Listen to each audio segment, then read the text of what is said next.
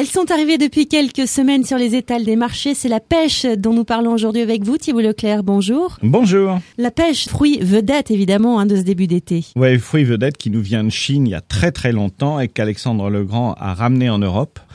Et on la cultive activement en Europe et notamment en France depuis le Moyen-Âge. Il y a eu des tas de recettes qui ont fait la notoriété de la pêche, notamment la plus célèbre évidemment, c'est la pêche Melba, puisque Escoffier voulait rendre hommage à la cantatrice australienne Nellie Melba et il a inventé ce dessert merveilleux. Alors, les pêches, vous avez les jaunes, dont la chair est plutôt ferme et sucrée. Vous avez les blanches, chair plus fine, très parfumée. Vous avez les pêches de vigne qu'on va trouver plus tard. C'est très très bon, les pêches de vigne. Est-ce qu'elles ont des qualités nutritives différentes selon justement qu'elles soient blanches, elles ont des qualités jaunes, gustatives différentes, surtout. C'est ça qu'il faut retenir. Et vous avez dans la même famille, mais à mon avis un cran en dessous en termes de qualité, vous avez les brugnons et les nectarines qu'on a vu beaucoup fleurir sur les marchés. Alors, sans faire de chauvinisme, essayez quand même de choisir en priorité des pêches françaises. Pourquoi ? Parce que la pêche ne mûrit plus après sa cueillette.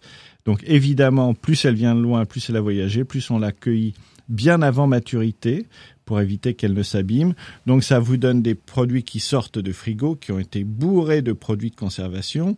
Du coup, vous les sortez et 2 jours après, vous dites « Tiens, elle n'a pas mûri, elle est déjà passée, elle est déjà pourrie ». Bah oui, donc prenez de la française. Si vous pouvez, choisissez celles qui sont dans des petits logements individuels dans les cagettes, parce que ça veut dire qu'elles ne se sont pas tapées, elles ne se sont pas talées, donc elles ne vont pas s'abîmer rapidement.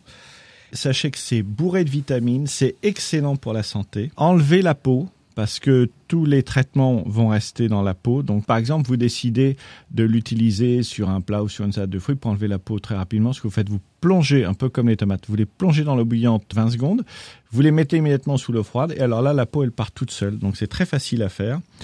Est-ce qu'on peut l'utiliser aussi en sucré salé, la pêche ? Ah oui, et surtout, ça va parfaitement bien avec les magrets de canard. Ah oui, évidemment. Oui, le magret de canard aux pêches. J'avais fait découvrir ça à mon voisin il y a quelques années. Il était très réfractaire au sucré salé, mais je dois dire que le canard avec les oreillons de pêche, c'est quelque chose, je pense qu'il m'en sera longtemps reconnaissant. Et nous aussi, nous vous en sommes reconnaissants, Thibault Leclerc, de toutes ces bonnes recettes. Tout savoir sur la pêche, donc, c'est sur le site www.terroirdechef.com. Merci beaucoup et à la semaine prochaine. À la semaine prochaine.